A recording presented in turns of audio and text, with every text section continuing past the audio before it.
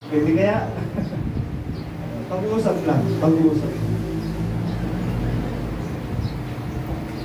Hindi natin siya pwedeng ihambing sa ngayon. Kasi na, kung hindi nga itsura ngayon, amen?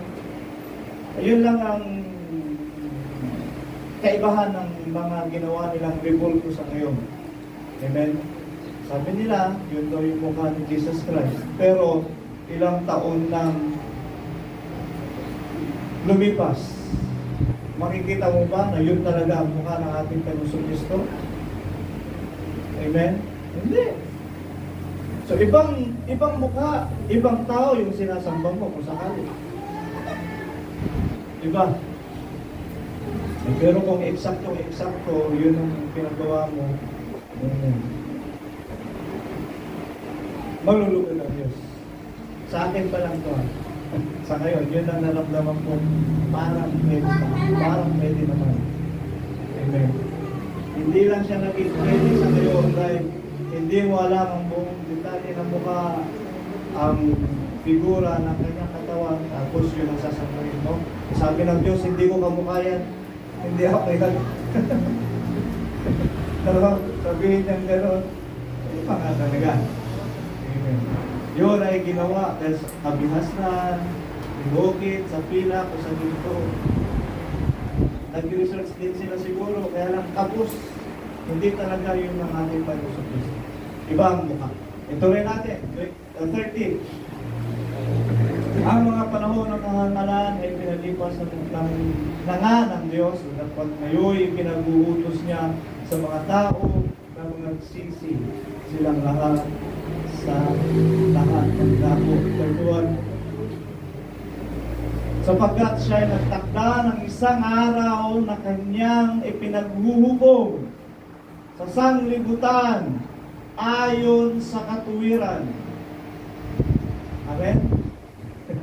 Ito yung hinihintay natin na mangyayari. Nagtakda ang Diyos ng isang araw, ng panahon, na huhukumun niya ang sanglibutan. Amen? Huhukuman niya ang sanglibutan. At pasalamat tayo sa Diyos, ibinukod tayo ng Panginoon. Ramdaman niyo ba pagbubukod ng Diyos sa atin? Napakagandang gawin, napakagandang isipin. Amen? Actually, sige, mamaya, balikan natin yan. Ayon sa katuwiran, kaya alamin ninyo ang katuwiran ng Diyos.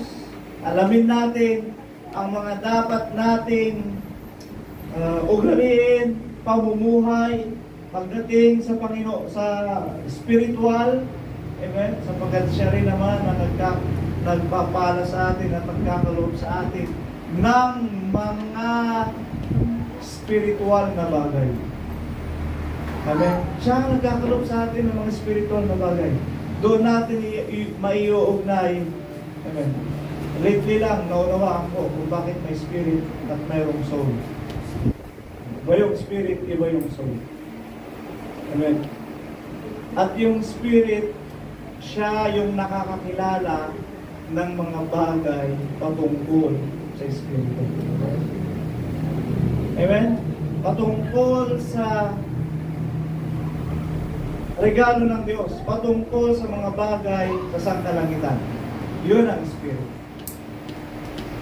Amen? Yun ang Spirit. Ang kaluluwa is ikaw mismo, without the flesh. Ang kaluluwa ay yung ikaw without the flesh.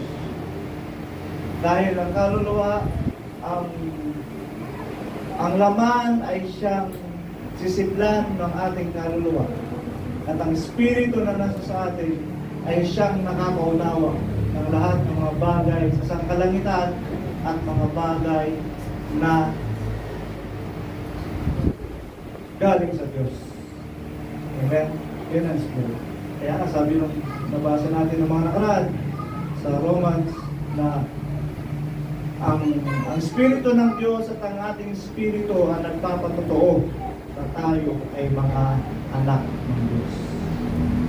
Pinapadama sa iyo ng Diyos sa pamagitan ng kanyang anghel, sa pamagitan ng kanyang Espiritu, na ikaw ay pinagpala ng Diyos. Kung wala kang espiritu, matatanggap mo lang naman yung spiritual thing na yon pagka nabautismuhan ka. Amen? At nag-alay ka ng sarili mo sa pananalangin sa Diyos. Siguro kahit hindi ka mabautismuhan, pero talagang sinaliksik mo ang Diyos, sinanap mo ang Diyos, mabubuhay yun.